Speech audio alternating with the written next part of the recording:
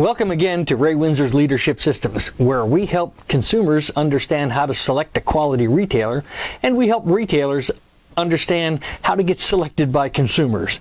That is, after all, what they need to have happen. Last week, we talked about the telephone and the parking lot. This week, we're going to talk about what to expect when you enter the store. It seems that this store has passed the parking lot test and the telephone test, and therefore you're ready now to give this guy a chance to earn your business. Your goal when you enter that store in giving this guy a chance to earn your business is to find an expert, a guy who knows his business, who knows how to provide excellent consumer service to meet and beat your expectations, and who can do that with some integrity. In many cases, we call this an added value retailer.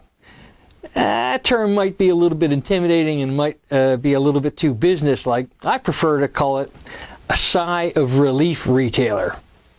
You know, you've all had this experience where you've been shopping for a particular item and you've gone from retailer to retailer, and it's just as frustrating as you can imagine because you find, or it seems like you're talking with people who don't have a clue about what it is that you're looking for. And then when you find the right one, it's like, wow, I wish I would have come in here first.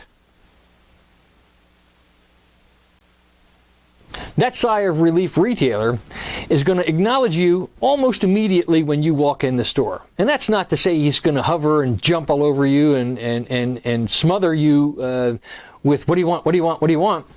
But he should at least acknowledge you with a, I'll be right with you, give me half a tick, or at least a head nod, some eye contact and a quick smile.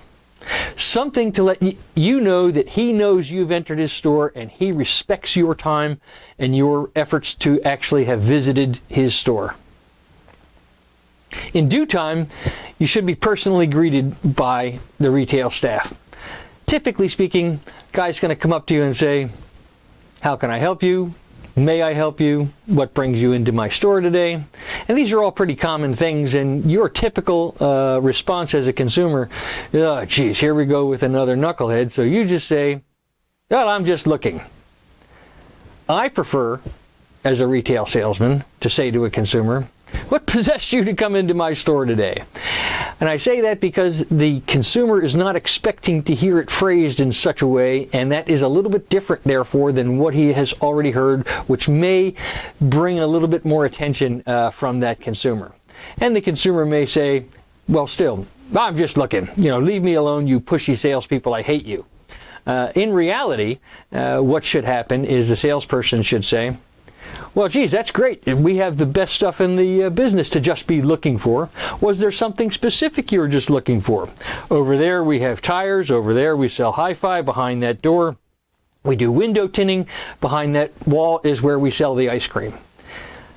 At that point in time, your response is going to be, "No, really, I'm just looking. It's raining outside and I was waiting for the bus and I just figured I'd come in here and waste a few minutes." And that's okay. The salesman should say thank you and leave you alone for a little while. On the other hand, the chances are that you're really not just coming in out of the rain, that you did elect to spend your valuable time to enter this store in order to solve some problem, to fill some need or want that you have at your home or in your car. You need a solution to that. And this sigh of relief retailer's job is to provide you with the solution that will indeed exceed your expectations. So he's going to want to learn a couple of things about your wants and what you think your needs are to satisfy those wants. First, of course, he's going to know what you want. And you're going to say, "Well, I have a car stereo and one of the speakers is broken and I really hate the sound and I would like for it to be improved." Or you're going to say, "I have a fence in my backyard and the hinge is broke, so I need to have a new hinge," or whatever it is that you're looking for. And now, basically speaking, the salesman should work to determine a solution to that specific want.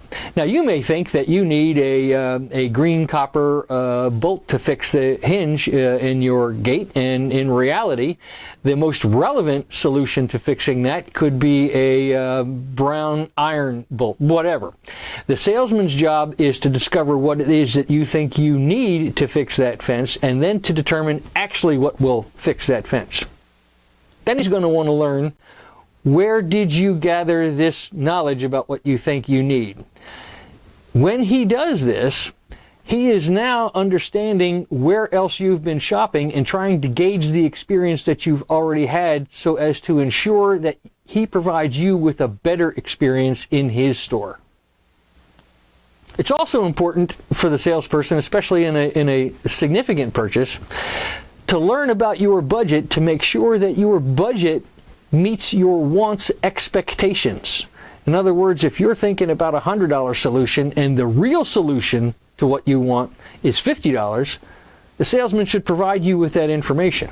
And vice versa. If you're thinking about a solution to satisfy your wants and you have a budget in mind of about $100 and it's really a $200 solution, the salesperson ought to let you know that as well.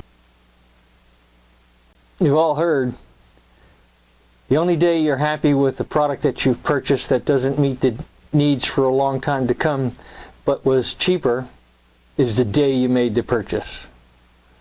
On the other hand, every day after you've made the purchase of a product that'll meet the needs for a long time to come, even if it wasn't the cheapest, is a happy day. The salesperson is going to learn when you want to buy it as well, so that he can speak to you intelligently about the product or the service and a timely delivery of same.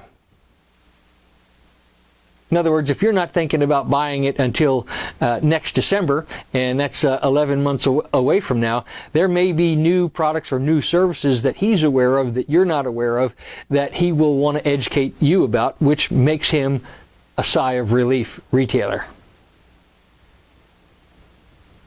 He'll also want to learn if you have the authority to actually make the buying decision and then to actually execute the buying decision. The good part about that is, if you're like me, it is your wife who has the authority to execute the buying decision. And that salesperson might want to help you make that decision a little bit quicker and a little bit more easily for you by saying, hey, why don't we go bring your wife here and get her involved in this conversation, which will take away some of the stress. Then he's going to want to learn something also very important but sometimes uncomfortable to talk about, and that is, how do you intend to pay? In other words, if you intend to pay with some 6-month same-as-cash financing program that you thought this store would have, because don't they all have this, and that store doesn't have it, he's going to want to make sure that he doesn't disappoint you when you're ready to make the purchase and he can't find a way to get it done to meet your expectations. We call this in our business qualifying the consumer. In reality, it's a discussion between you and the salesperson to make sure that you have provided the salesperson with, and the salesperson has discovered all of the information necessary for him to present you with the perfect solution that at least meets your expectations, if not exceeds your expectations. When this happens, you get that sigh of relief experience that says, I have found an expert. I can't wait to tell my friends about this. I am so happy to have purchased something in here because it really got done what I needed to have done. So the point is, a salesperson who shows you stuff without understanding the 8 qualifying points at minimum that are required before he can show you the relevant stuff that will meet and or exceed your needs, he's wasting your time. Those are the guys that we all perceive as pushy salesmen, and the reason that they're pushy is because they don't know how to manage the conversation. They don't know how to include everything in the conversation. Therefore, you feel like they are trying to push something on you that you don't want because they have not managed the situation. You have not told them all of the things that you want, need, and expect. Thanks for watching. Please be sure to comment below at the right-hand side. Ask questions too. We'll be happy to reply. Be sure also to tell all of your friends about us. Also, next Tuesday, look for what the guy shows you in the presentation after you and he have had a qualification discussion. Thanks.